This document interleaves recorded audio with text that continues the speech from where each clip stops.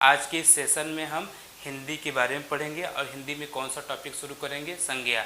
तो देखिए आज जो संज्ञा से किस प्रकार से हमारे क्वेश्चन बनते हैं उसके बारे में हम डिस्कस करेंगे। तो जो पहला टॉपिक क्या रहेगा आपका, संज्ञा रहेगा। और शुरुआत करते हैं। सबसे पहले देखिए किस तरह से इसमें क्वेश्चन पूछा जाएगा। आपको इसमें पूछा जाएगा कि संज्ञा के भेद कितने होते हैं, आधुनिक के अनुसार संज्ञा के कितने प्रकार बनते हैं, ये इसी तरह से क्वेश्चन आपके बनेंगे। तो सबसे पहले देखिए कभी कभी हम एग्जाम में देखते हैं, जैसे हम टेट का बात करें, पुलिस का बात करें, तो उसमें डायरेक्ट परिभाषा से ही सवाल आते हैं। तो आइए देखते हैं सबसे पहले क्या जानते हैं कि संज्ञा किसे कहते हैं। ठीक है, देखिए आप लोग बचपन में पढ़े होंगे संज्ञा क्या होता है। संज्ञा उस विकारी शब्द को कहा जाता है। अब देखिए ये विकारी शब्द क्या है आपका।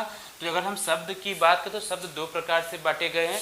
एक होता है आपका विकारी शब्द होता है और दूसरा होता है अविकारी होता है। विकारी में 4 होते हैं और अविकारी में कितने, तो उसमें भी 4 होते हैं। उसके बारे में हम फुल डिटेल बता चुके हैं, पिछले वीडियो में आप जाके देख सकते हैं।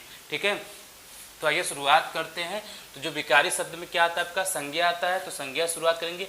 संज्ञा उस शब्द को कहा जाता है जिसके द्वारा किसी व्यक्ति, वस्तु, भाव भी है, साथ में जीव और स्थान का बोध होता है, उसे हम कहेंगे संज्ञा। जैसे देखिए, जैसे में क्या दिया है, लड़का। ठीक है, लड़का से बोध हो रहा है कि नहीं। ठीक है, मोहन नाम को भी कहा जाता है। स्थान क्या है आपका, वाराणसी हो गया, दिल्ली हो गया, मुंबई, कोई भी है जिस स्थान का जो नाम रहेगा वो भी आपका संज्ञा में आएगा। इसके बाद देखिए किताब या पुस्तक कहिए, प्रेम। ठीक है, क्योंकि देखो भाव की बात की गई है। प्रेम हो सकता है, क्रोध हो सकता है, घृणा हो सकता है, जो भी आपके भाव उत्पन्न होते हैं उसको भी हम संज्ञा कहते हैं। ठीक है, आदि को किस नाम से जानते हैं, संज्ञा। कभी कभी कोई लड़का बोलता है, स्टूडेंट बोलते हैं कि सर जी हम नाम को ही क्या कह दें, संज्ञा कह दें, तो ये हो सकता है। लेकिन हाँ वो भी उचित है, लेकिन जो पूरी जो परिभाषा होती है उसके बारे में पूरी जानकारी अगर हमें पता है तभी हम बता पाएंगे। इसके अलावा आइए बात करते हैं, जब आगे बढ़ते हैं, क्या है कि संज्ञा के भेद क्या होते हैं। ठीक है, अगर हम बात करें संज्ञा के, देखिए दो प्रकार से भेद बनाए जाते हैं। एक क्या होता है आपका, अर्थ के आधार पर। ठीक है, क्या होगा आपका, अर्थ के आधार पर, और दूसरा क्या रहेगा आपका, व्युत्पत्ति के आधार पर। तो अगर हम अर्थ की बात करें तो कितने प्रकार से होते हैं, हमारे 5 प्रकार के होते हैं। कौन कौन सा होता है, व्यक्तिवाचक संज्ञा, दूसरा होता है हमारा जातिवाचक संज्ञा, तीसरा समुदायवाचक संज्ञा, चौथा द्रव्यवाचक संज्ञा, और पांचवा क्या होता है आपका, भाववाचक संज्ञा। ये होता है अर्थ के आधार पर। क्योंकि देखिए विद्वानों का जो मत है अलग अलग है, उनको किस तरह से डिवाइड करते हैं या बताते हैं कि इसके यही भेद होते हैं, तो इसमें आपको मिलेगा अर्थ के आधार पर। अगर हम व्युत्पत्ति के आधार पर बात करें तो एक क्या होगा आपका, जो पहला दिया है इसमें व्यक्तिवाचक संज्ञा होता है। ठीक है, व्यक्तिवाचक संज्ञा, और दूसरा होता है गणनीय संज्ञा, और तीसरा क्या होता है आपका, अगणनीय संज्ञा। मतलब हम गिनती कर सकते हैं और जिसकी गिनती नहीं कर सकते उसके आधार पर बांटा गया है।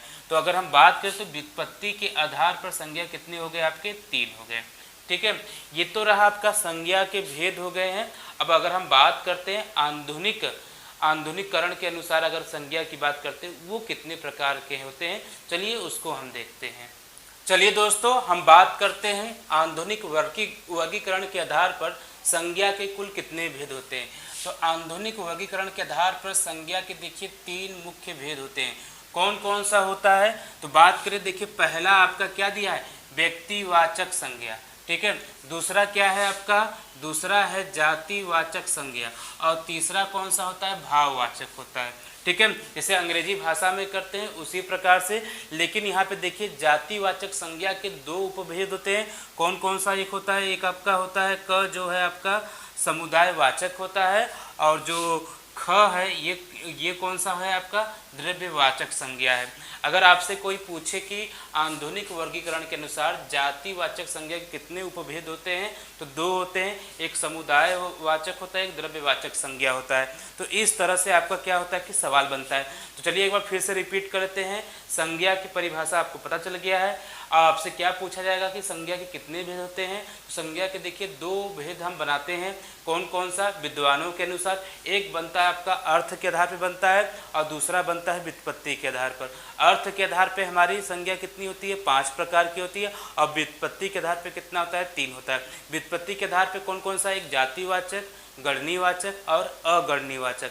और अगर हम बात करें अर्थ के आधार पे कौन सा होगा आपका, जातिवाचक संज्ञा होता है, फिर उसके बाद कौन सा, व्यक्तिवाचक, भाववाचक, समुदायवाचक, और लास्ट में कौन सा रहेगा, द्रव्यवाचक संज्ञा होता है। और आधुनिकीकरण का तो बता ही दिए हैं, ये आपको जो दिख रहा है, ठीक है। तो बताइएगा कि ये वाला जो सेशन है आपको कैसा लगा, कमेंट करके जरूर बताइएगा।